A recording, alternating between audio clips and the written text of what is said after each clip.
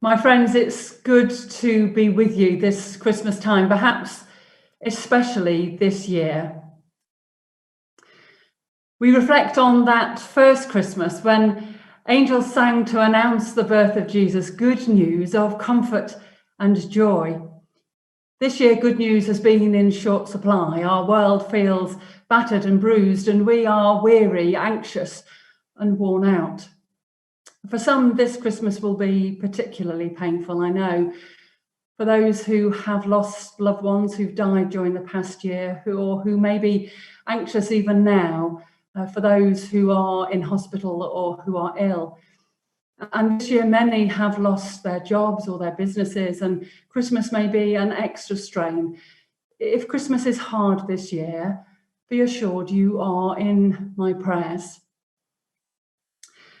I want to thank you as we come to the end of the year for the extraordinary resilience and grace that you have shown, for the ways that you've coped with such disruption, and the length and breadth of the Diocese of Derby.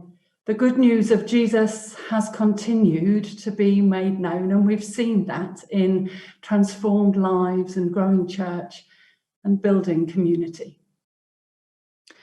Congregations and schools have found new ways to share that good news and offer messages and action of hope for their communities. I've seen this just in these last few weeks of Advent. Let me just describe to you some of the things that I've heard about the ways that that good news has been shared.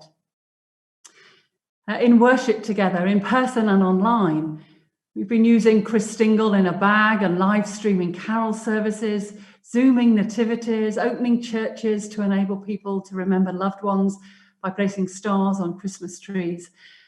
And you've been adapting to the new guidance so that where it's safe, people have been able to gather in person in our buildings.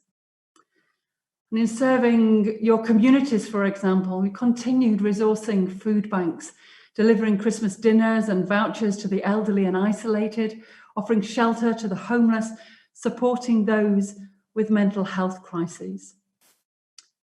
And in these recent weeks, we've seen signs of hope in the communities around us. We've seen it in the lights on people's houses, a reminder that the light does shine in the darkness and the darkness cannot overcome it.